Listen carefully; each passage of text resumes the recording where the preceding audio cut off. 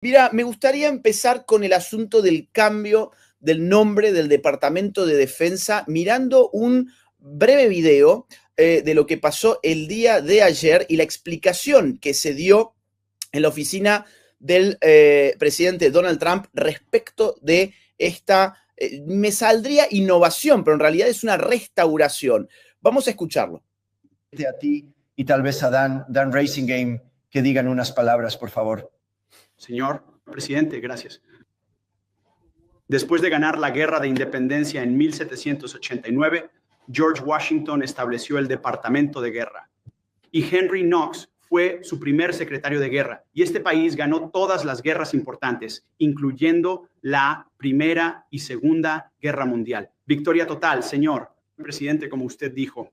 150 años después cambiamos el nombre tras la Segunda Guerra Mundial, de guerra a defensa en 1947. Y como usted señaló, presidente, no hemos ganado una guerra importante desde entonces. Y eso no es para menospreciar a nuestros combatientes en la guerra de Corea o en la de Vietnam, o para nuestra generación en Irak y Afganistán. Eso es para reconocer que este cambio de nombre no se trata solo de renombrar, se trata de restaurar. Las palabras importan. Es restaurar, como usted nos ha guiado, señor presidente, restaurar el espíritu guerrero, restaurar la victoria y la claridad como objetivo final, restaurar la intencionalidad en el uso de la fuerza. Así que, bajo su dirección, señor presidente, el Departamento de Guerra va a luchar de manera decisiva, no en conflictos interminables. Va a luchar para ganar, no solo para no perder. Vamos a pasar a la ofensiva, no solo a la defensiva. Letalidad, no legalidad tibia. Efecto violento, no políticamente correcto. Vamos a formar guerreros, no solo defensores. Así que este Departamento de Guerra, señor presidente, al igual que Estados Unidos, ha regresado. Gracias por su liderazgo y su claridad. Vamos a marcar el tono para este país. Estados Unidos primero, paz a través de la fuerza, presentado por el Departamento de Guerra. Hemos regresado. Muy bien, muchas gracias. Muy bien dicho, y realmente se trata de ganar. Deberíamos haber ganado todas las guerras. Podríamos haber ganado todas las guerras, pero realmente elegimos ser muy políticamente correctos o woke. Y simplemente luchamos para siempre. Y luego, ya sabes, ganamos. Realmente no perderíamos, simplemente luchamos para, en cierto modo, empatar. Nunca quisimos ganar guerras que en cada una de ellas las habríamos ganado fácilmente con solo un par de pequeños cambios o un par de pequeños edictos. Sabes, me dijeron que ISIS tomaría 5 años ganar.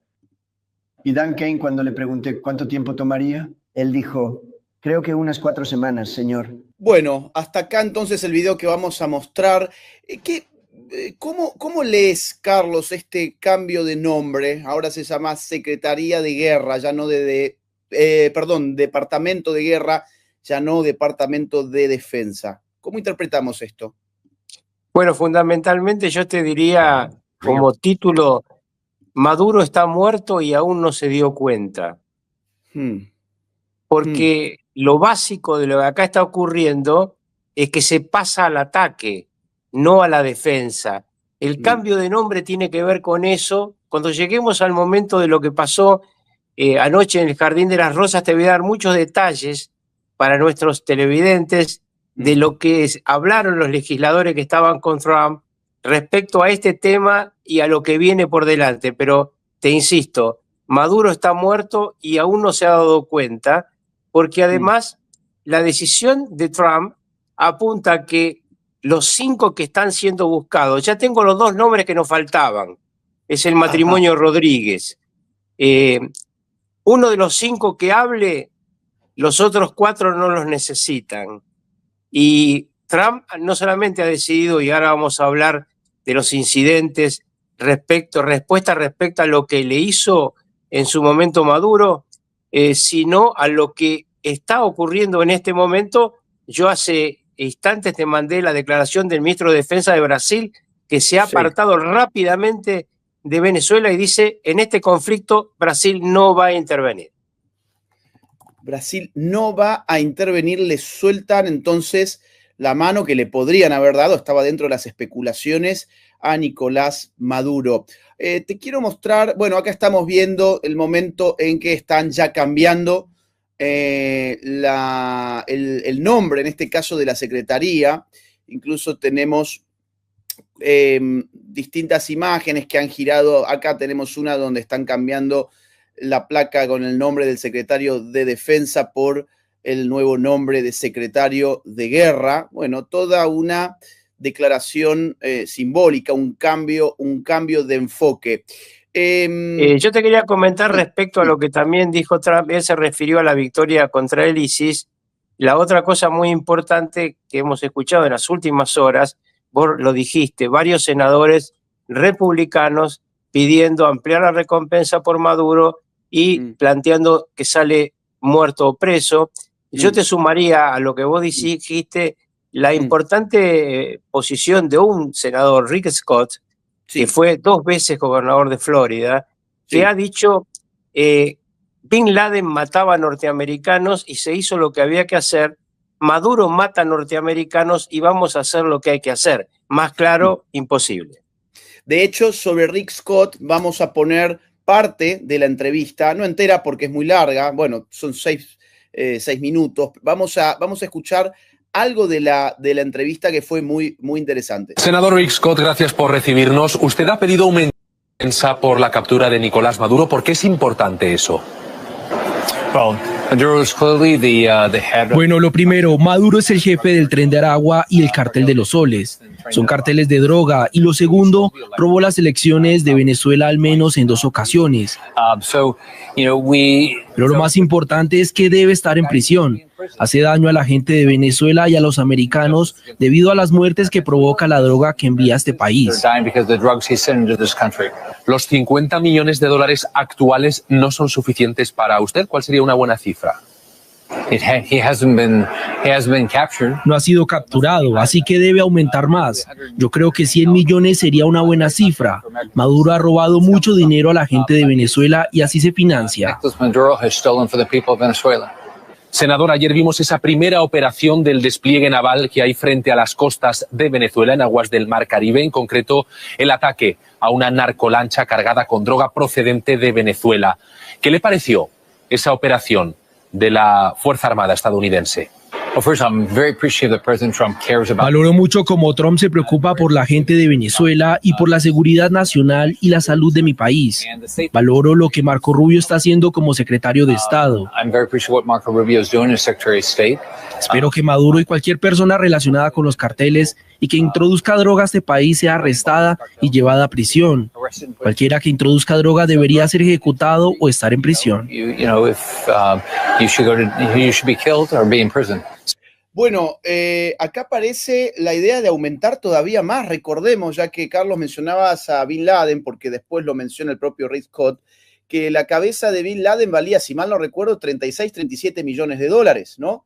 La de Maduro. Sí, pero además una cosa muy importante, estamos trabajando un sábado y no tenemos la misma tecnología que los días de semana, pero yo te mandé el mapa de esto a lo que se refiere Scott, que es el ataque al lanchón de drogas que sale, ahí está, bueno, ahí está. Siguen trabajando tu gente bien aunque sea un sábado.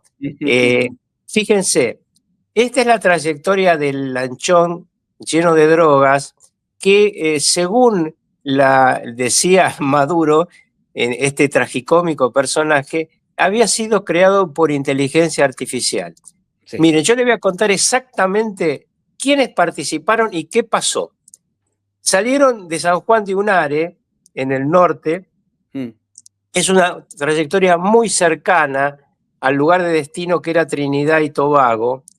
Una trayectoria tan cercana que a mí me dicen 2 expertos que en realidad este lanchón fue abatido en aguas territoriales, porque nunca estuvo en aguas internacionales, lo que demuestra la decisión norteamericana y además con una cosa que te voy a anticipar ahora. Anoche se dijo, Estados Unidos va a atacar objetivos en otros países mientras sean narcoterroristas, no importa el país.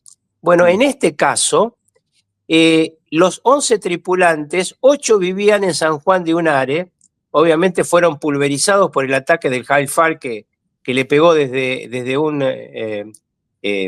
dron, pero lo interesante es que producido esto ocurrió a la madrugada.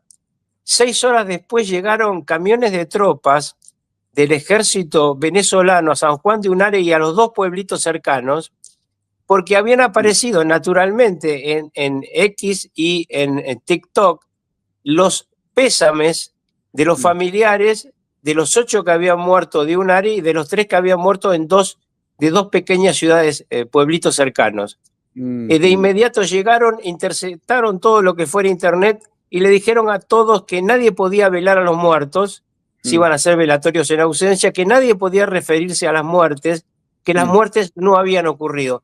Esto es la operación de una narcodictadura en toda su brutalidad, porque usan a esta gente muerta de hambre, la suben a estos lanchones y luego están afuera de toda posibilidad sus familiares de recordar su vida y su muerte. Es importante además explicar por qué 11, porque es un lanchón que uno dice, bueno, para mover esta droga 4 o 5, bueno, 11, para la velocidad de descarga, porque ellos sabían que podían tener problemas en la descarga por el cerco. La otra cosa que ha ocurrido pegado a esto es que ahora cualquier venta de petróleo o droga va a ser interceptada. Esta es una novedad también de la charla de anoche en el Jardín de las Rosas. Esto es, van a interceptar lo que se llama venta de petróleo en negro. Estamos ante una situación militar muy avanzada y yo te diría que no solamente tiene que estar preocupado Maduro, también tiene que estar preocupado Petro. Bueno, Gustavo Petro salió a condenar esta operación militar de hundimiento de este lanchón de narcotraficantes y hubo opiniones mesuradas de otros analistas políticos como por ejemplo Jaime Bailey, que ponían en duda si era conveniente hundir este lanchón en lugar de detener a esta gente para poder obtener más información. ¿Vos qué análisis haces al respecto? ¿Crees que aquí habría que haber detenido el lanchón más que hundirlo o había que dar una muestra de fuerza categórica hundiéndolo? La respuesta a esa pregunta que yo le hice a un vocero del Departamento de Estado es, la decisión es demostrar que se arriesga a esto, muere. Y no necesitamos saber de ellos nada. Sabemos todo de este tráfico y ya van 2 oportunidades en que lanchones de este tipo eluden el castigo porque además de la droga, llevan esa droga en esos fardos durante el viaje atados a cemento. En consecuencia, si aparece una intercepción, tiran la droga por la borda y no tienen nada al momento de ser revisados. ¿Por qué? Porque al narcotraficante perder unos kilos de droga no es el problema. Ellos mandan toneladas de droga, tienen que llegar algunas. Es tanto el dinero que ganan que no les importa la pérdida. No se puede analizar a un narcotraficante como a otro comerciante. Su nivel de costo-beneficio es brutal y en consecuencia esto también lo ha dicho Donald Trump en las últimas 2 apariciones que hizo públicas, porque ayer al comienzo de la cena, que luego vamos a hablar, habló Trump también, pero habló privadamente. Estamos conversando con Carlos Rucauf, estamos ya en 15.000 espectadores en vivo. Ayúdennos a llegar a más personas dándole me gusta al botoncito del dedito para arriba de YouTube. Coméntenos en el chat desde dónde se están conectando y gracias por los superchats que están enviando, que al finalizar esta transmisión vamos a estar leyendo algunas de las preguntas que ustedes nos envíen. Pocas horas más tarde del hundimiento de este lanchón, Maduro envió 2 aviones F-16 a sobrevolar por el destructor Jason Dunham. Estas son las imágenes. Vamos a quitarle el volumen. Aquí estamos viendo, se trata de 2 F-16 de la Fuerza Aérea Bolivariana. Allí abajo se ve precisamente el destructor norteamericano en las aguas del Caribe Sur. A raíz de esto, los Estados Unidos desplegaron 10 F-35B hacia Puerto Rico. Vamos a poner también esas imágenes. Aquí las tenemos para que vean lo que son los F-35, es decir, es una tecnología militar muy superior a los F-16 utilizados por la Fuerza Aérea Bolivariana. Se está poniendo caliente, cada vez más caliente entonces la zona, Carlos, ¿no? Bueno, en primer lugar, para explicarle a los televidentes, cuando vos mostrás el F-16 y abajo el Dunham, el que está filmando esto y lo sube a las redes es el otro F-16. Exacto. Es decir, es Maduro el que sobrevuela, el que provoca y además cuenta que provocó. Los F-35 que llegaron a Puerto Rico para interceptar estos aviones desde Puerto Rico tienen solamente un vuelo de 17 minutos. 17 minutos. Miren lo que son, insisto, estos monstruos, los F-35, son impresionantes. Ahí estamos viendo algunas imágenes que han corrido en las últimas horas por las redes sociales y el comunicado oficial del Departamento de Guerra, cuyo nombre ya cambió también en su cuenta de X. Aquí estamos viendo Departamento de Guerra, lo que era el Departamento de Defensa. Dice en inglés, ¿no? Yo lo voy a traducir. Hoy, 2 aviones militares del régimen de Maduro volaron cerca de los destructores en aguas internacionales. Esto es un movimiento provocador que fue diseñado para interferir con nuestras operaciones contra narcoterroristas. El cártel que corre Venezuela está fuertemente avisado o advertido de que no presione para obstruir estos esfuerzos. Bien, o sea, aquí le avisa el Departamento de Defensa a Venezuela que no avance con estas intentonas, e incluso Donald Trump autorizó a derribar aviones venezolanos que pongan en peligro el despliegue militar norteamericano en aguas internacionales en el Caribe Sur. Acá tenemos el fragmento del video donde Donald Trump autoriza esto. Vamos a verlo. Well, I would say they're going to be in trouble. We'll let them know about that. We heard that happen, but it wasn't really over, not like they described. But I would say, General, if they do that, you have a choice of doing anything you want, okay? If they fly in a dangerous position, I would say that you can, you or your captains can make the decision as to what they want to do, all right? Sure. Sir. Bueno, ahí está el aviso de Donald Trump. Pueden hacer lo que ustedes consideren necesario hacer en una circunstancia de peligro, que Venezuela ponga en peligro el despliegue militar en el Caribe Sur de los Estados Unidos. Podemos esperar un comentario respecto a esto. Sí. El Dunham no contestó, tenía misiles para atacar estos aviones porque faltaba esta autorización. Ok. Ahora ya está autorizado, o sea que la próxima vez quizás se produzca un derribo. ¿Vos pensás que Maduro va a volver a arriesgarse después de esta orden? Bueno, Maduro lo último que ha dicho ayer es que él era un hombre de paz y que le ofrecía a Donald Trump la posibilidad de evitar este conflicto y que este conflicto escalara. Sí. Yo creo que tiene un miedo terrible, sí. Porque sabe, como te digo, que está muerto y no lo quiere reconocer, ¿no? Está realmente en una situación terrible porque además quienes lo rodean están dispuestos a entregarlo con tal de salvarse a alguno de ellos. Y salvarse no es salvarse definitivo, sino tener una pena de prisión menor y a cambio de confesar un tema que yo vengo diciendo y que nos importa a todos, nos importa a los argentinos, a los venezolanos, a los bolivianos, pero también les importa a los colombianos, a los cubanos y a los mexicanos, saber a quiénes ha bancado la narcodictadura en materia económica, a qué políticos, a qué empresarios, a qué periodistas le ha dado dinero. Y ahora cuando hablemos de la reunión con la presidenta de México, de Marco Rubio, te voy a dar un dato más respecto a esto. Ahora pasamos entonces a ese tema, pero antes quiero que el público mire el fragmento de video al cual Carlos Rucauf se está refiriendo, donde ciertamente se lo ve asustado a un Nicolás Maduro que además dice que el pueblo venezolano respeta mucho al presidente Trump porque sabe la que se le viene. Escuchen. Con todo respeto le digo, señor presidente Trump, aquí en Venezuela se le respeta. Y Venezuela respeta para que la respeten. Y con el respeto que nos hemos ganado se lo decimos. Esos informes de inteligencia que le pasan no es verdad.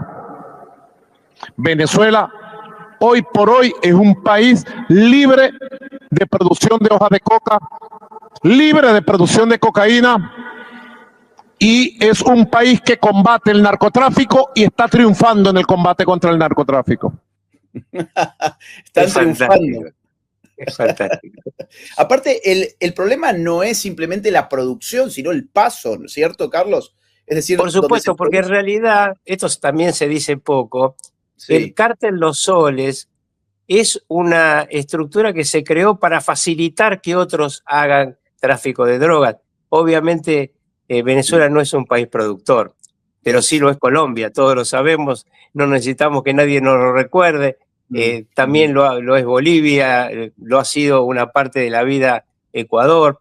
Es decir, hay productores de droga que pasaban por ahí. De hecho, las personas que murieron en este lanchón fueron contratadas por otro cártel, que es el Tren de Aragua. El Tren de Aragua, que también fue declarado, como vos sabés y ya lo hemos dicho, una organización terrorista. Tenemos dos imágenes de los últimos días que son importantes para lo que estamos hablando. Por un lado tenemos aquí a Marco Rubio con Claudia Sheinbaum, la presidente mexicana, y a continuación Marco Rubio se dirigió hacia el Ecuador.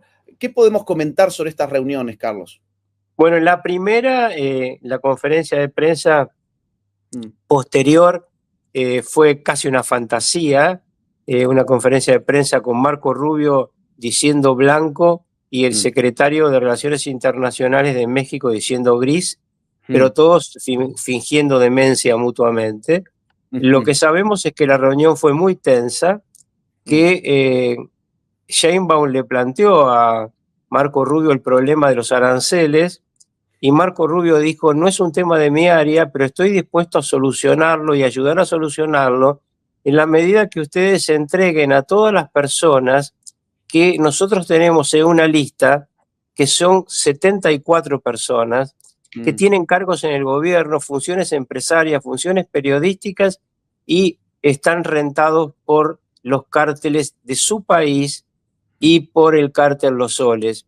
Y se refirió específicamente a algunos funcionarios de algunos estados, uno de los cuales ya el secretario de Finanzas se fugó de su estado luego de esta reunión porque se enteró que había llegado su nombre, y también se refirió a un viejo sistema que tenía López Obrador, que creo que ya lo conté, pero lo voy a volver a contar aquí, que López Obrador, en lugar de extraditar, lo que hacía es que la policía, o en su momento la infantería de Marina, que se ocupaba específicamente de eso en México, agarrara a un narco pedido por Estados Unidos y lo dejara esposado en un auto al lado de la frontera. Luego la DEA venía y se lo encontraba casualmente.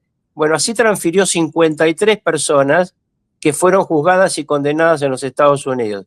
No sé cómo va a proceder la presidenta de México, porque siempre con ella tengo la duda si ella está preocupada por los cárteles o preocupada realmente por lo que los cárteles pueden hacer con México. Veremos cómo evoluciona esto. La información que yo tengo es que México va a acceder a muchas de las peticiones de Marco Rubio.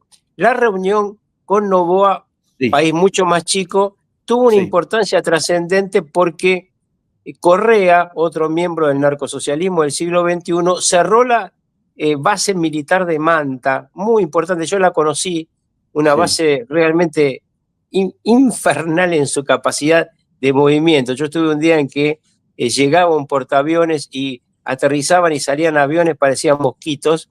Bueno, esa base se va a reabrir, obviamente tiene que pasar primero por un pronunciamiento popular, porque Correa, para tratar de perjudicar la lucha contra el narco, lo que hizo fue un plebiscito para cerrarla. Pero Manta es clave en la lucha contra el narcotráfico como lo es Costa Rica, que es un país que tiene aviones especiales, que son los primeros en detectar desde la cercanía de la frontera marítima y aérea con Estados Unidos la llegada de cargamentos. Además, en la conferencia de prensa en Ecuador, Marcos Rubio se refirió a las Naciones Unidas. Recordemos que una de las estrategias de Venezuela ha consistido en llamar a la comunidad internacional a través de Naciones Unidas a detener lo que sería, digamos así, efectos del imperialismo yanqui. Escuchemos a Marcos Rubio lo que dice sobre la ONU. Lo dice un gran jurado en el estado de Nueva York. ¿Sí? En el estado de Nueva York, la fiscalía presentó evidencia y ellos lo encausaron. Un gran jurado de individuos en el estado de Nueva York. Salió después, hace 2 años, un nuevo encausamiento que detalla el papel que tomó Nicolás Maduro, especialmente empezando en los años de Chávez, con la droga. Así que nosotros no estamos, a mí me preguntan ustedes de las Naciones Unidas, están en desacuerdo. A mí no me importa lo que dicen las Naciones Unidas, no me importa. Nosotros eres un fugitivo de la justicia norteamericana, no es el líder legítimo de Venezuela, no lo hemos reconocido. Eres un fugitivo encausado que está enfrentando cargos en el Distrito Sur de Nueva York, en los Estados Unidos, por un gran jurado. La otra pregunta fue que si nosotros vamos a hacer acciones parecidas a lo que ocurrió el otro día con estos grupos narcoterroristas en países que son aliados. Y le diré que en esos países, por ejemplo, posiblemente no sea necesario, porque esos países lo van a hacer, o van a cooperar con nosotros. Van a cooperar con nosotros en esas acciones. No, en el caso de Venezuela no pueden cooperar con nosotros porque ellos son parte del terrorismo. No es un gobierno. Vamos a estar claro, Nicolás no es un gobierno ni es un régimen político. Es una organización terrorista de crimen organizada que se ha apoderado de un territorio nacional y están utilizando ese territorio nacional para ellos convertirse ricos, para ellos convertirse en personas con billones de dólares, y por eso son encausados por las Cortes de Estados Unidos. Pero en el caso de Ecuador, en el caso de otros países amigos, esos países están cooperando con nosotros. Impresionante la nueva narrativa en acción, ¿no? Esta es la nueva narrativa en acción. Sí, pero además tiene 3 partes muy importantes. La primera, claramente, Estados Unidos aplica en este tema la doctrina Bin Laden. Naciones Unidas no tiene nada que hacer porque hay un gran jurado que ordenó la captura. Un país, el nuestro, que lo declaró terrorista y lo vamos a ir a buscar porque tenemos una orden judicial y una orden presidencial. El segundo tema muy importante en esto es el hecho de que está ampliando la capacidad de mira. Esto es, le está mostrando a todos los que lo están escuchando, obviamente todos sus enemigos lo escuchan todavía más que los amigos, esto lo ha dicho ya Maduro, su principal enemigo es Marco Rubio, él dice no es Trump, es Marco Rubio que lo confunde, bueno, le está diciendo los voy a ir a buscar a cualquiera de ustedes.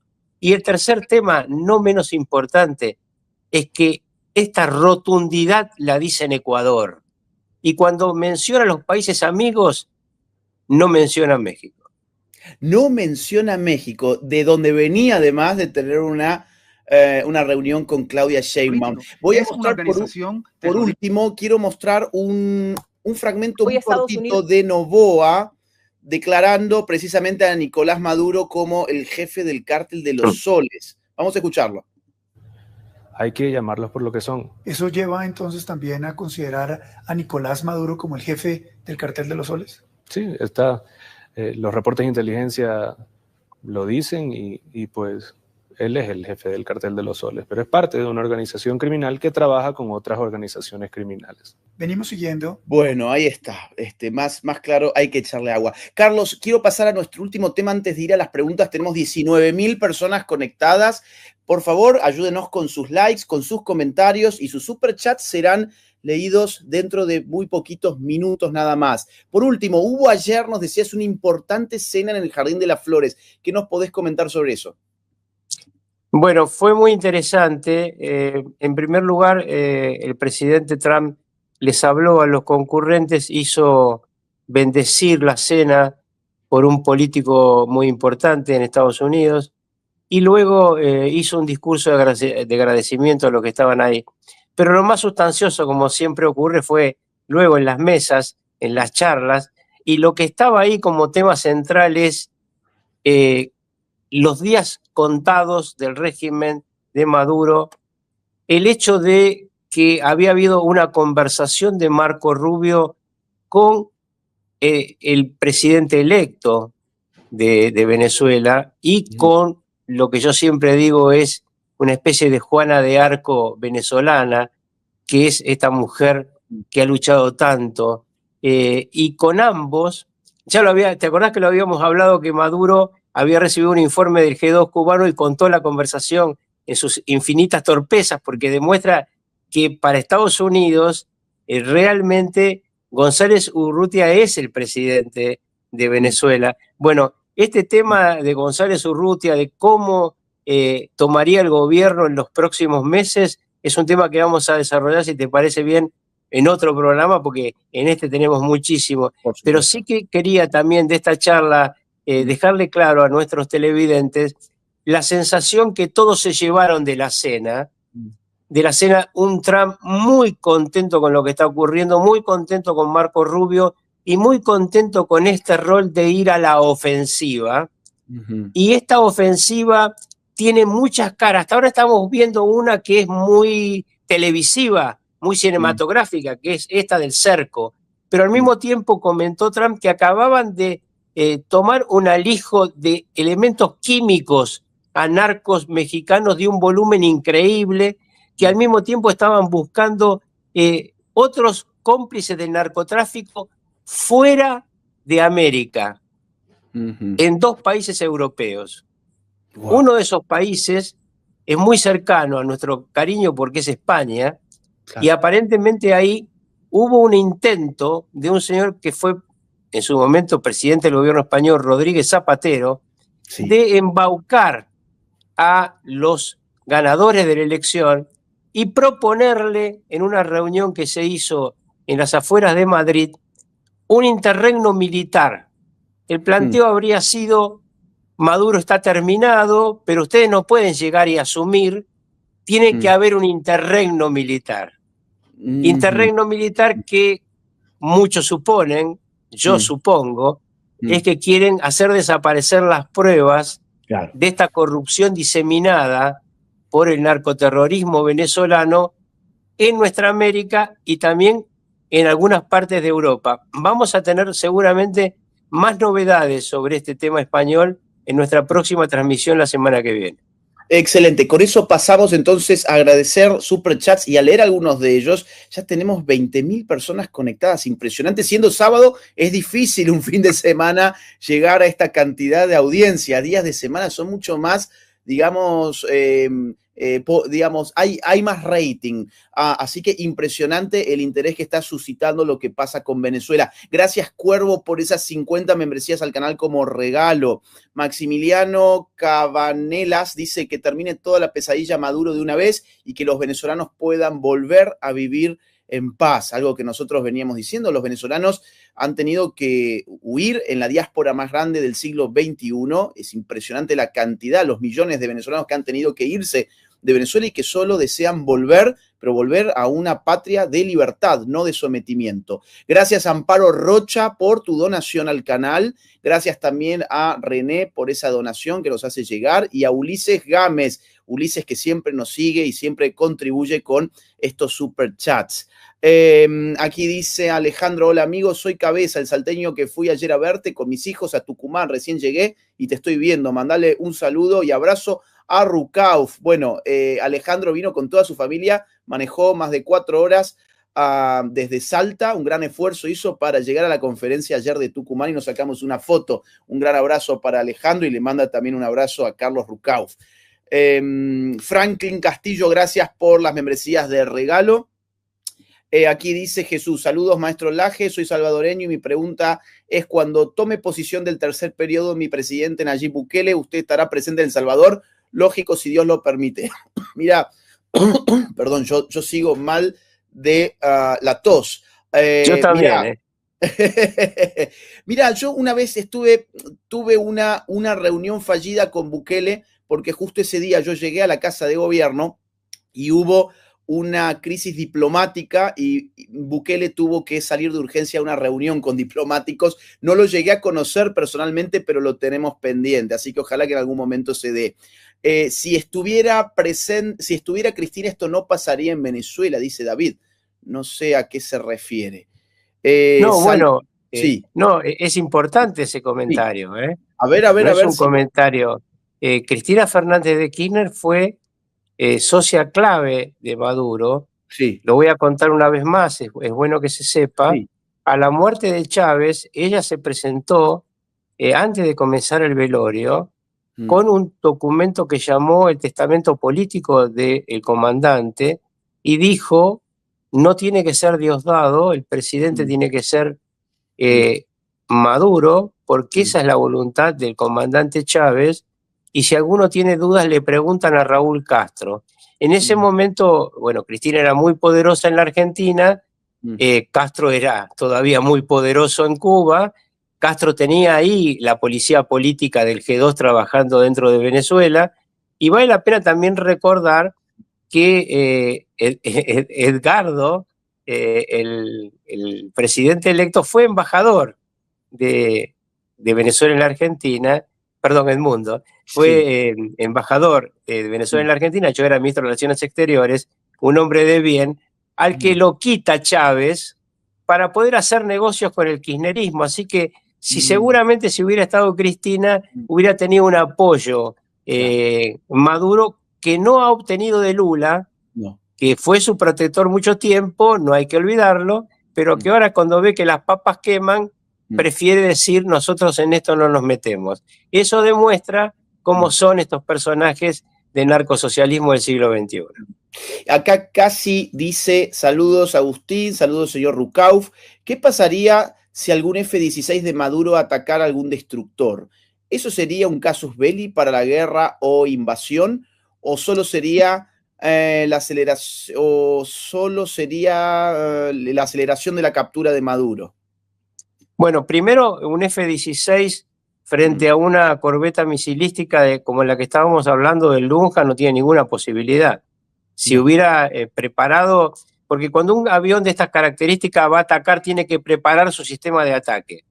Y el sistema de ataque es inmediatamente leído por el sistema de defensa de estos buques, así que antes que saliera cualquier misil, el misil sale del barco y lo voltea. No lo voltearon a esta gente, primero porque no armaron la estructura de ataque, porque armada la estructura de ataque no necesitan autorización del presidente de los Estados Unidos.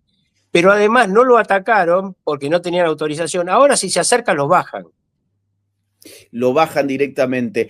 Franklin Camacho dice, el presidente de la República Dominicana, Luis Abinader, mediante el decreto 525, declaró como organización terrorista al Cártel de los Soles. Esto no lo hemos mencionado y tiene razón en mencionarlo acá Franklin. También República Dominicana, una de las islas más grandes de esa zona, me parece que es la más grande de todo el Caribe, ¿no? ¿O Cuba es más grande? No, lo que pasa es que Dominicana comparte la isla con Haití. Claro, exacto. Bueno, no hemos mencionado esto, pero sí es una noticia importante. También tiene esto creo que 2 o 3 días. República Dominicana declara como entidad terrorista al Cártel de los Soles, el grupo narco vinculado a Nicolás Maduro. Gracias a este usuario por refrescarlo. Un comentario es que hasta ahora hay un grupo de países que, entre ellos Argentina, que se han solidarizado con esta acción contra el narcoterrorismo, pero lo que no hay es defensores de Maduro. Solamente la actitud que tuvo en su momento obviamente otro dictador siniestro que es el de Nicaragua y algunos países pequeñitos del Caribe que viviendo de un petróleo subvencionado por Venezuela, que ahora igual no les está llegando, pero bueno, hay una relación. Pero otra cosa que tampoco se citó, y aprovecho para decirlo, es que acaba de ganar en Guyana el presidente que firmó el acuerdo militar con Estados Unidos por la torpeza de Maduro de meterse en este momento, en los últimos meses, con el tema doloroso, difícil de Esequibo. Pero ganó ahí el candidato que más le molesta a Maduro. Ciertamente, y eso tampoco lo hemos podido mencionar. Pasa que hemos dejado pasar unos 3 días desde nuestro último live y muchas cosas pasan todos los días. Acá René dice, ¿será posible que con Maduro caigan personajes como Evo Morales o el zar de Tigre y Nordelta? ¿O la lucha contra los narcos se limita a Venezuela? Saludos. Bueno, yo la verdad que no conozco el segundo caso, pero sí tengo absolutamente claro que Evo Morales va a estar en la estructura de aquellos que una vez que termine el proceso boliviano, van a tener que responder.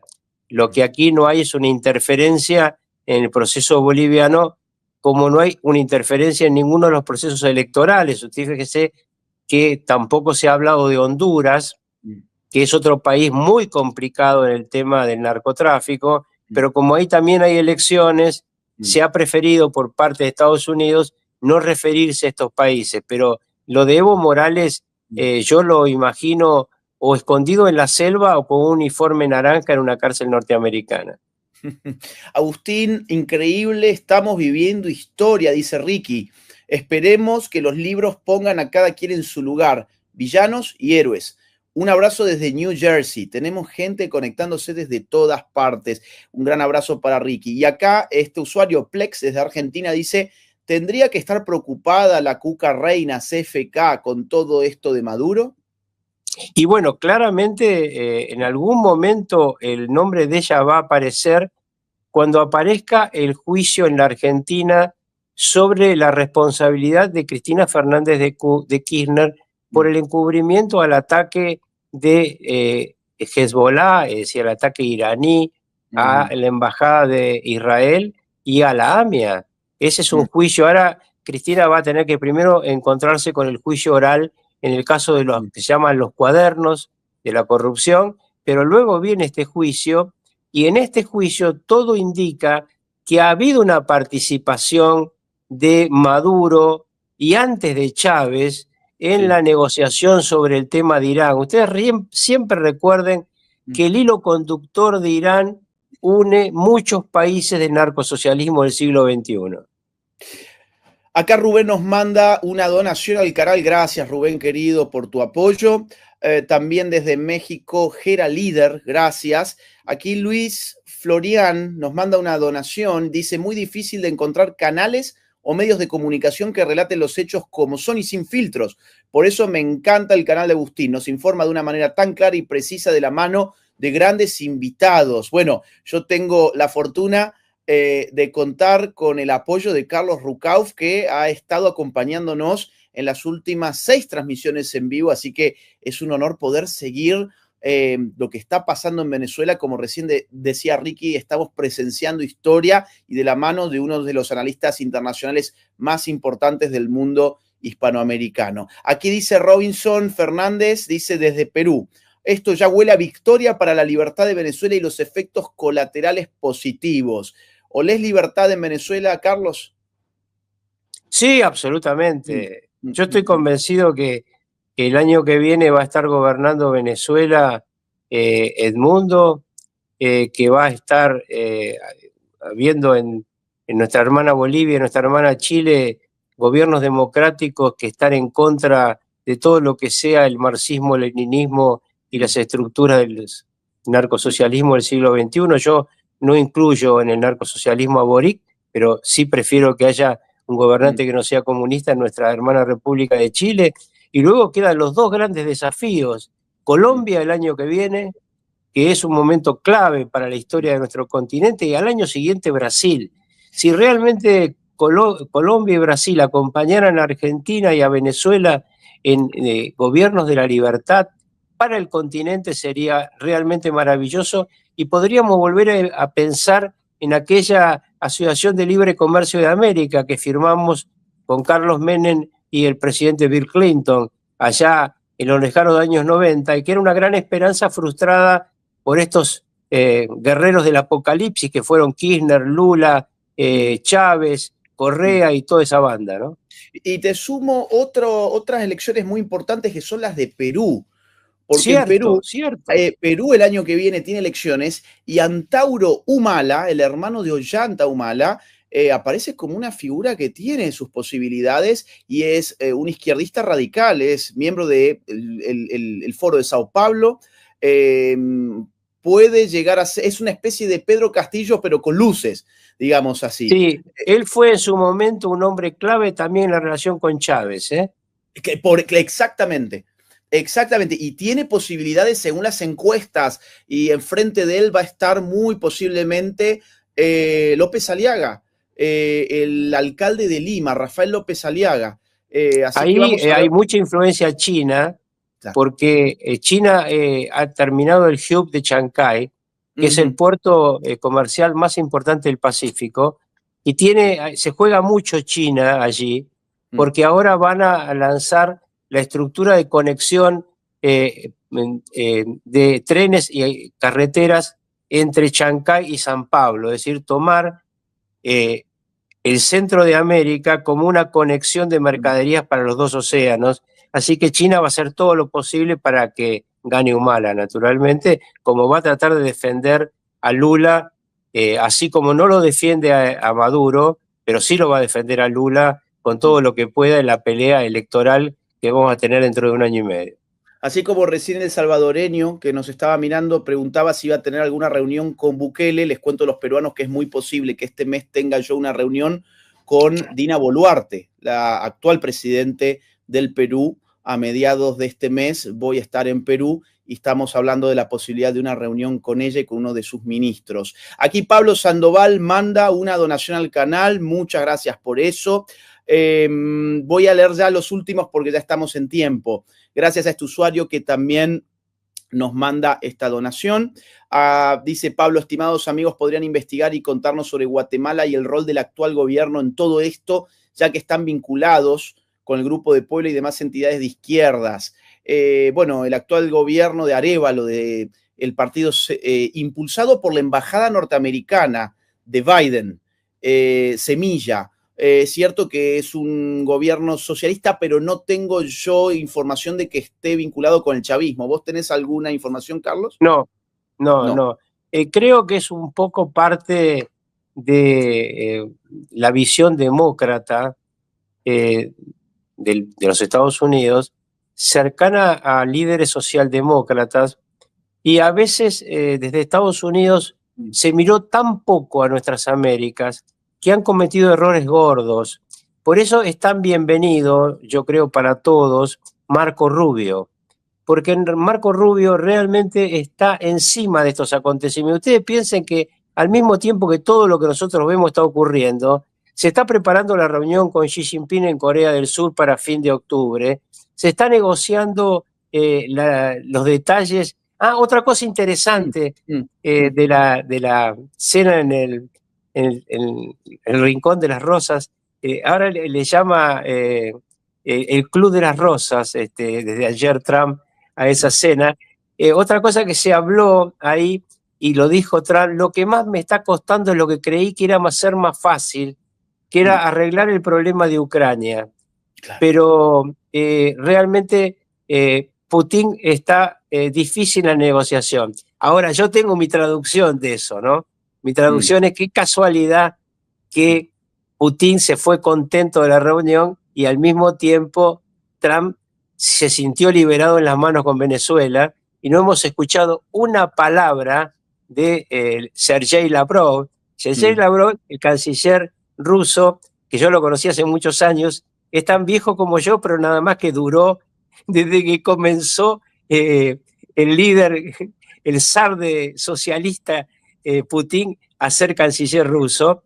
Suele estar siempre atento a lo que tiene que decir, pero más atento a lo que tiene que callar, por eso dura tanto tiempo, y no ha dicho una palabra Lavrov de lo que está pasando en Venezuela. Qué interesante. Acá este usuario nos manda una donación, muchas gracias.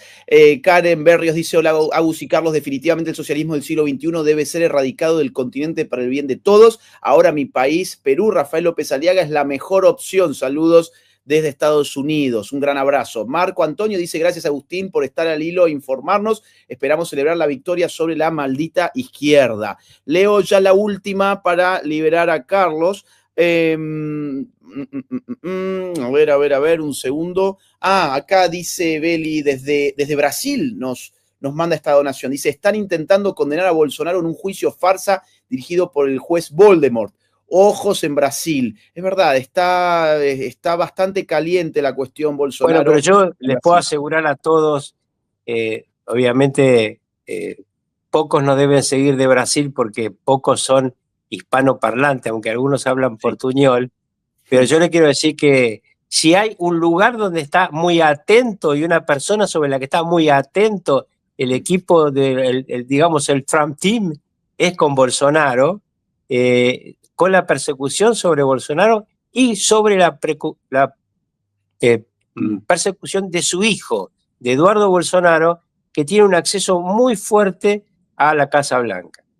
Acá tenemos otro brasilero, dice, desafortunadamente hay líderes como Maduro en el mundo cuyo único interés consiste en matar, robar y destruir. En Brasil, Lula está siguiendo el mismo camino. Aquí Conde dice, todos los zurdos están como locas con la reunión de China y Rusia, pero como zurdos al fin no saben que ellos en realidad son enemigos que eventualmente se enfrentarán. Viva Cristo Rey y viva Cuba Libre. Y leo el último de Nica, un gran seguidor desde Canadá. Dice, hola Aus y profe Rucauf, en Nicaragua los sandinistas compraron a los diputados para subir al poder de nuevo. A esta operación se la llamó los canonazos de soborno, igual que hoy en la Argentina. Así es. Bueno, con este último comentario entonces te dejo en libertad, Carlos. Muchas gracias por tu tiempo. Esta ha sido la transmisión en vivo más larga que hemos tenido. Gracias por el tiempo que nos dedicás a este canal y ya nos encontraremos en otra ocasión para continuar analizando los acontecimientos que se están multiplicando todos los días. La cosa está muy caliente, así que pronto volveremos a hablar sobre esto. Dejo como título para la semana próxima que viene el operativo UNITAS. Ok. Muy importante, ya les vamos a hablar la semana que viene de la inmensa concentración de barcos de guerra, portaaviones y aviones que va a haber frente a las costas de la Florida.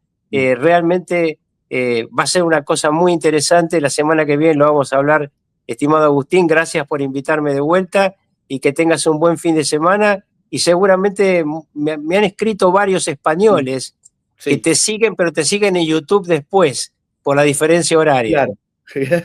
Muy bien, Carlos, gracias y buen fin de semana para vos también. Un gran abrazo.